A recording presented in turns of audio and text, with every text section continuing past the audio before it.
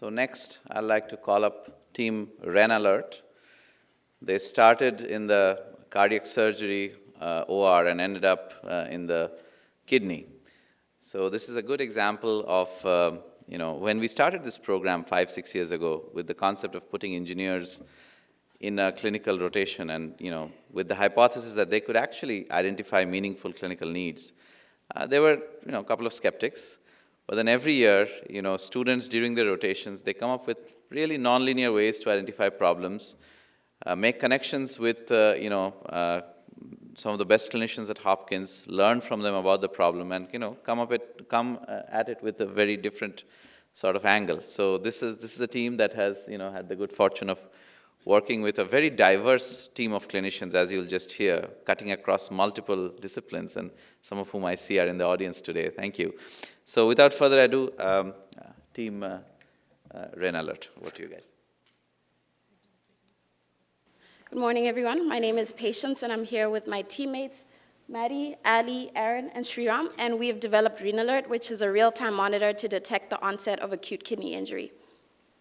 So acute kidney injury is defined as a sudden decline in kidney function, and every year 300,000 patients in the United States die from acute kidney injury.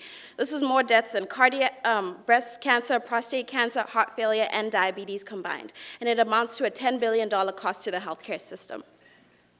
We're focusing specifically on cardiac surgery-associated acute kidney injury because there the incidence is highest and the causes are more homogeneous. And this arises because when a patient is placed on bypass due to shifts in blood flow throughout their body, there's a reduction in blood flow directly to the kidneys. And this causes toxins to accumulate in the body. Now, 15% of the 600,000 cardiac surgeries in the United States, patients leave with some form of acute kidney injury. 2% of all these cardiac surgeries, patients leave with and have to go on dialysis. Now, patients that leave with acute kidney injury spend an average of 3.5 days extra in the ICU, which amounts to about a $20,000 extra charge to the patient. And those patients that end up on dialysis, which already has a 70% mortality rate, end up spending an additional $70,000 in the hospital. And the main problem here is that nobody goes into cardiac surgery expecting to leave with acute kidney injury. The problem here is that the current gold standard, which is a blood test known as serum creatinine, detects acute kidney injury 48 hours after injury has already occurred. And if this injury was detected intraoperatively, simple and life-saving interventions such as changing the patient's blood pressure, changing their medications, and changing their fluids could be implemented. Now, the only method that's currently used to monitor kidney function in cardiac surgery is measuring bulk urine output using the Foley catheter system. And this is done hourly by the nurse, as you can see in the picture. And this method is not only inconvenient, but it's not specific or sensitive enough to tell you what's happening to the kidneys in real time.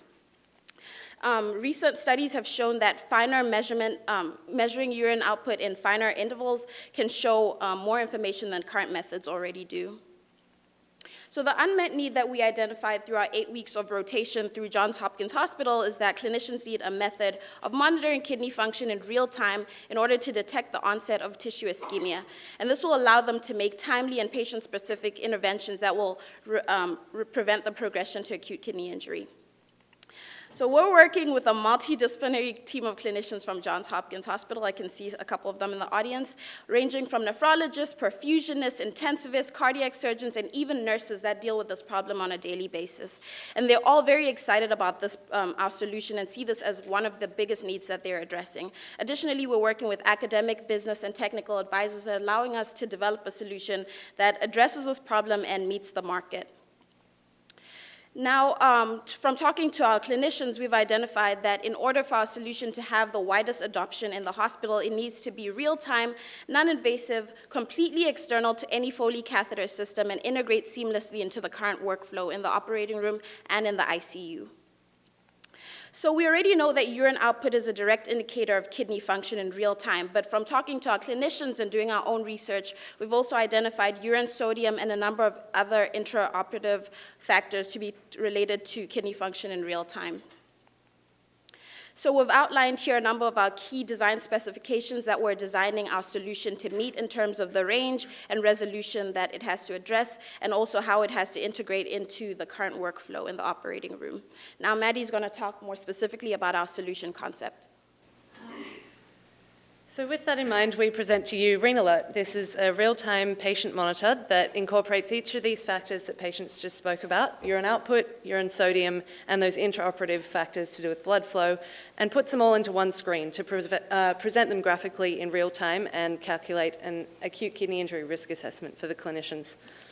It fits seamlessly into existing workflow because the device that monitors urine output and urine sodium integrates with any existing Foley catheter system, and the monitor itself clips onto the IV pole, which is easily visible by everyone in the operating room. This is just a snapshot in real time of it working. Essentially, when any of these parameters dip below the clinically accepted thresholds, a light on the right will light up, on your left will light up and tell the clinician where they need to intervene. So in terms of where we are at the moment with our device, we have a beta prototype of the urine output monitoring system, as you can see here. We've also developed tube guards because one of the additional needs that we found was that part of the problem with urine monitoring is that the tubes often get kinked, which leads to a lot of urine rushing into the bag at the wrong time or misinforming people about the measurements they need to make. And so the next stage, we are also in a really early stage prototype of our sodium sensing system. It uses electrochemical sensing methods, and we've done some bench testing, and it's shown that it's functioning properly in the clinically relevant range for urine. In addition to that, to strengthen our proof of concept with the sodium, we're in an animal study. It's a canine study of circulatory arrest, and you can see here on the red line, this is where the dogs go into circulatory arrest. The blood flow slows down to their kidneys, and we're seeing an immediate decline in sodium and urine output. And then when they go back off arrest, the blood restores, so does their sodium and their urine. So it's working well so far.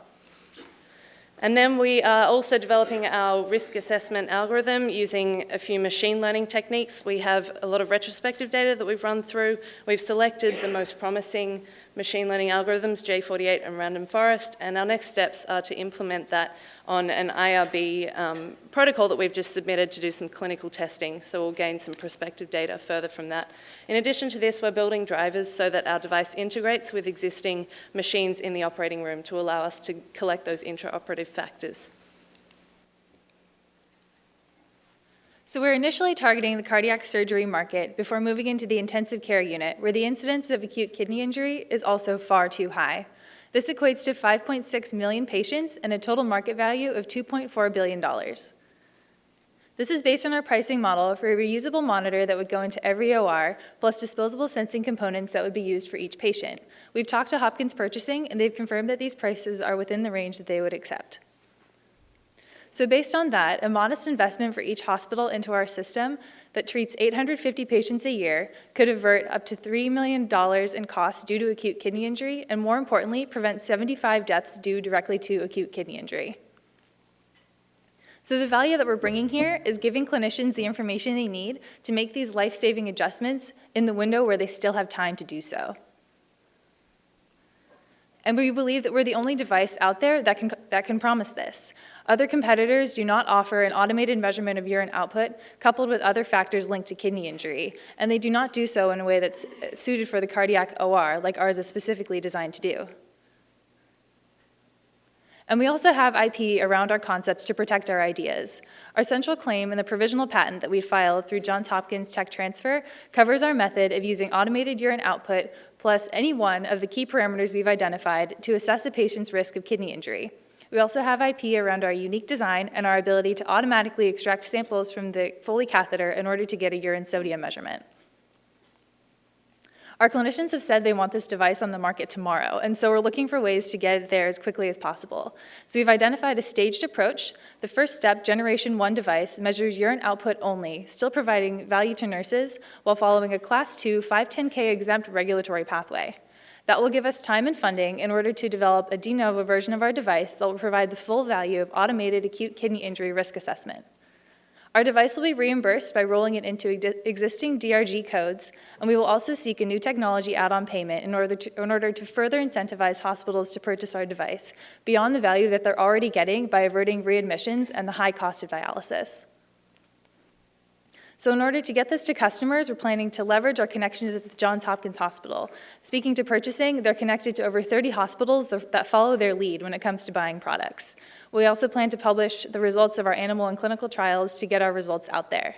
We plan to launch into the cardiac OR through direct sales to acute care hospital groups before partnering with a third-party distributor. And we'll eventually move into the intensive care unit, thereby greatly expanding the size of our market. So we've outlined some key milestones here. Next up for us is continuing to prototype and finish our animal results. The second phase will involve moving into the clinical trial and launching our first generation device. Following FDA approval for our de novo device, we'll be able to launch that generation into the cardiac OR and eventually the intensive care unit, which will enable us to reach millions of patients and make us an attractive target for an acquisition. So we're currently in talks with Capsule Technologies, which is a company that's able to get different devices in the OR to talk to one another.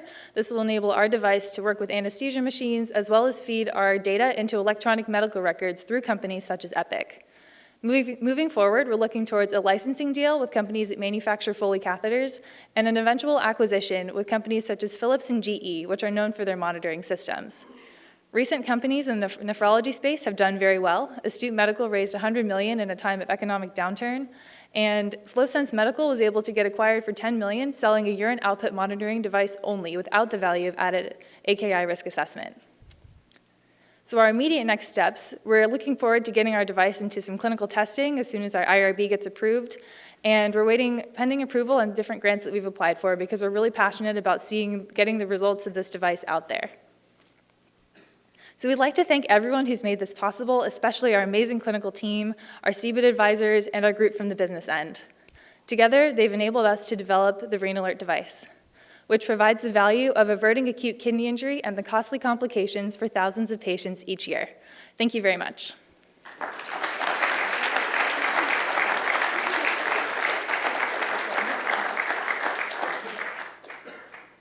We have some time for questions. Fanny? Please. I was wondering, you mentioned that the sort of second stage is getting to de novo, where you actually provide a risk assessment. What about the value of just the 4 parameters that you're selecting? Why couldn't that be the second phase of your project for commercial perspective, and then sort of look at the risk assessment aspect of that? I mean, you're providing 4 instead of 1 output to the physician. Would the data, could the assessment be much better made by the physician? Yeah, that's actually a really good question, and it's a good point that you're making. We have had discussions as a team a lot about this and whether or not we want to include the risk assessment to start off with. Those factors themselves are useful, and that's why we have those lights to light up and show the clinicians, I guess, which ones, based on their knowledge and experience, that they can do something about. And then, yeah, considering the risk assessment moving forward, we believe it'll be de novo, but if there is a faster path to market without it, then it could be something we consider. Well, thank you very much. Thanks again. Good.